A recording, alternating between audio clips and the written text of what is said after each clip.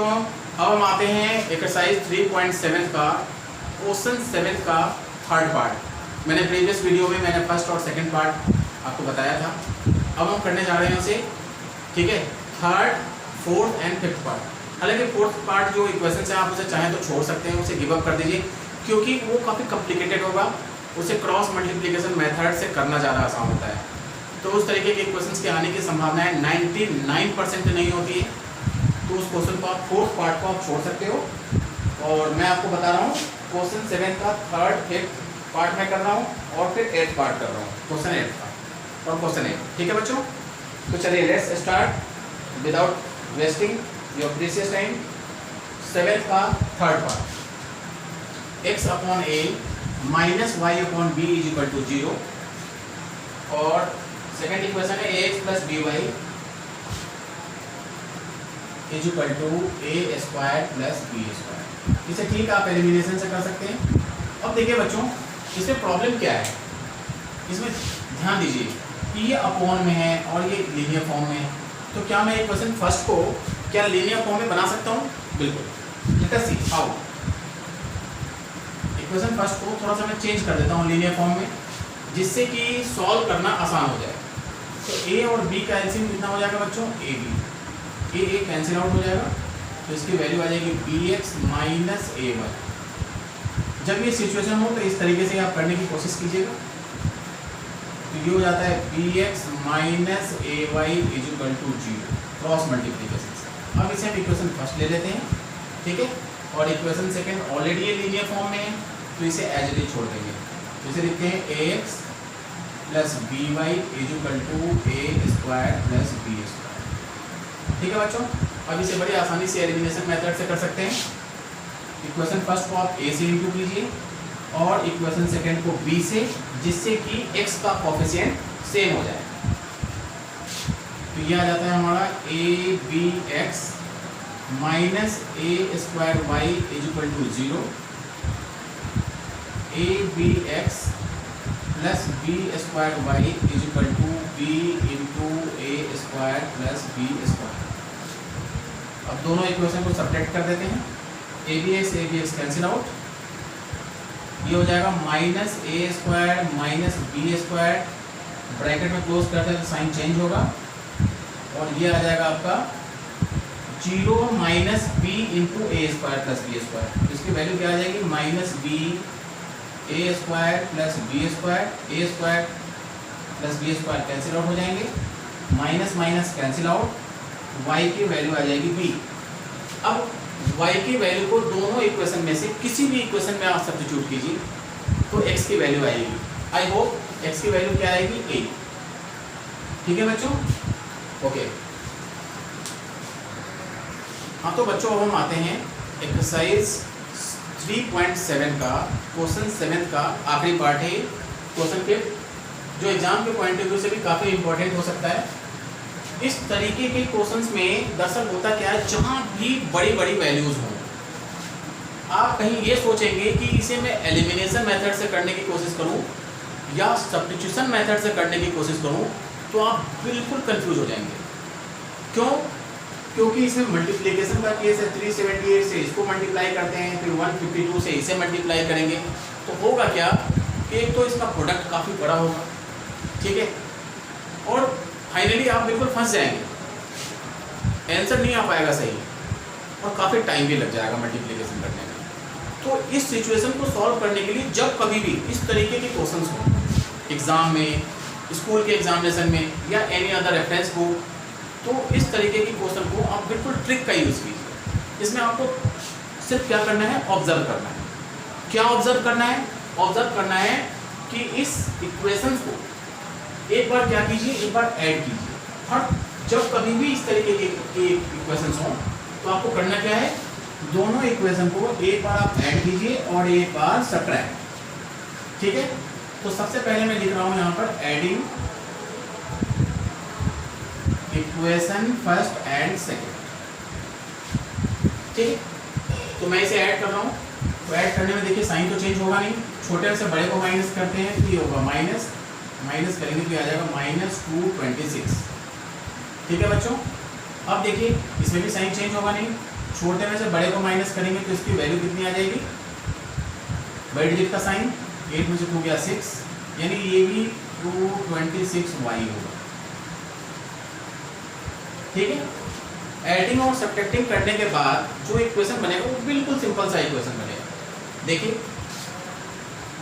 और इसे लिखता हूँ मैं, तो इसकी वैल्यू कितनी आ जाएगी, माइनस, क्योंकि ऐड कर रहे हैं तो minus minus plus, sign minus का ही होगा।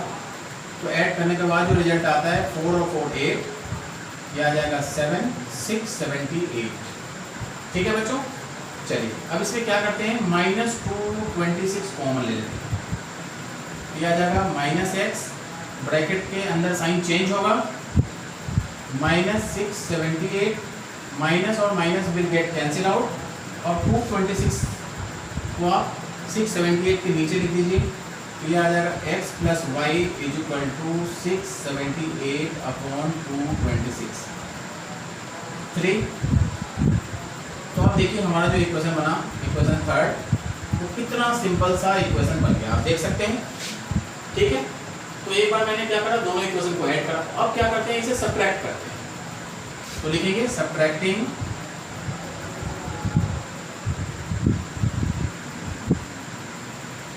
Equation second from first. ठीक है, सब्ट्रैक्ट करने की सिचुएशन क्या होगी, जब सब्ट्रैक्ट करेंगे तो यहाँ क्या आ जाएगा प्लस, यहाँ क्या होगा माइनस, और यहाँ कितना होगा प्लस। ठीक है बच्चों, तो चलिए हम इसे प्लस करते हैं। तो प्लस करने पर इसका रिजल्ट क्या आएगा, दोनों को ऐड करना होगा। तो ये आ जाता है 8 और 2 10, 0 कैरी 1, 7 और 5 12 1 30, 13 कैरी 1, 3 और 1 4 1 5 5 30x। ठीक है, minus 530y will be equal to, बड़े में से छोटे को माइनस करते हैं तो उसका क्या है, इसकी वैल्यू क्या होगी 530। ठीक है बच्चों, अब 530 को आप कॉमन ले लीजिए तो इसकी वैल्यू आ जाएगी x माइनस वाई 530, यानी x minus Y will be equal to 530। अब देखिए कि कितना सिंपल सा ये और ये इक्वेशन बन गया। अब दोनों इक्वेशन को सॉल्व करना बिल्कुल आसान है, आप इसे खुद से सॉल्व करके x और y की वैल्यू निकाल सकते हैं। हाँ तो प्यारे बच्चों, अब हम आते हैं एक्सरसाइज 3.7 का, जो कि आखिरी क्वेश्चन होगा, और आज के लिए हम क्लास यहीं पे ओवर करेंगे।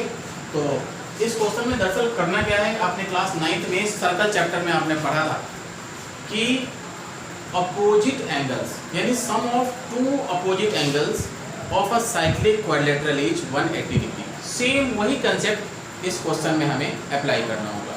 आसानी से दो इक्वेशंस बन जाएंगे और दोनों इक्वेशंस को सॉल्व करके आप x और y जो कि वेरिएबल्स हैं उसकी वैल्यू को आप फाइंड आउट कर सकते हैं। ठीक है बच्चों, तो चलिए let's start this question. How to solve this, see very carefully. पहले तो मैं बता दूं कि साइक्लिक क्वाड्रिलेटरल क्या होते हैं। अगर कोई क्वाड्रिलेटरल सर्कल के अंदर बना हुआ हो, जिसके चारों वर्टिसेस सर्कल के बाउंड्री पे हो, ये नहीं कि आप सोचेंगे कि हर एक क्वाड्रिलेटरल साइक्लिक क्वाड्रिलेटरल होते हैं, सर जी ये भी तो साइक्लिक क्वाड्रिलेटरल है, ये रहा सर्कल के अंदर क्वाड्रिलेटरल बना दिया और ये बन गया साइक्लिक क्वाड्रिलेटरल। ऐसा नहीं होता। क्वाड्रिलेटरल के जितने भी वर्टिसेस हैं, ठीक है, ये सर्कल के बाउंड्री पे होना जरूरी है, जब भी साइक्लिक क्वाड्रिलेटरल कहलाते हैं। ठीक है, बिल्कुल। अब कंसेप्ट लगाते हैं क्लास 9th का। Remember,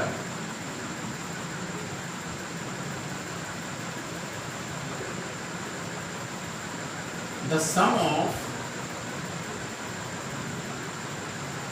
to opposite angles, angles है बच्चों, ये इसे मैं डिक्टेट कर रहा हूं, angles of a cyclic quadrilateral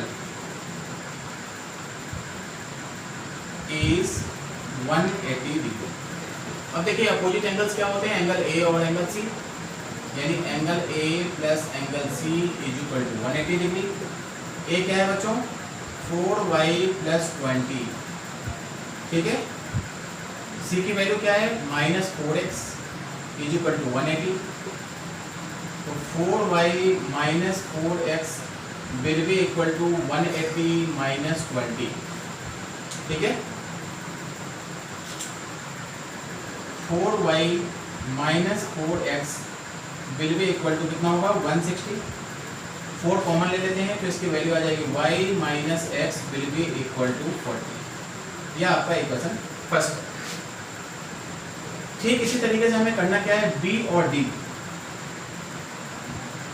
angle b plus d is equal to 180 degree. ठीक है बच्चों, रीजन वही लिखेंगे, sum of two opposite angles of a cyclic quadrilateral. और हम इसे लिख सकते हैं 7x प्लस 5 प्लस 3y minus 5 is equal to 180।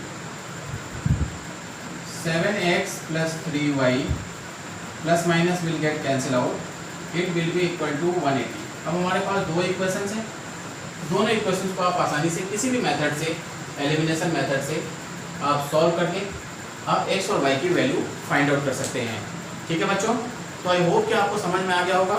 पढ़ते रहें, all the best, good luck.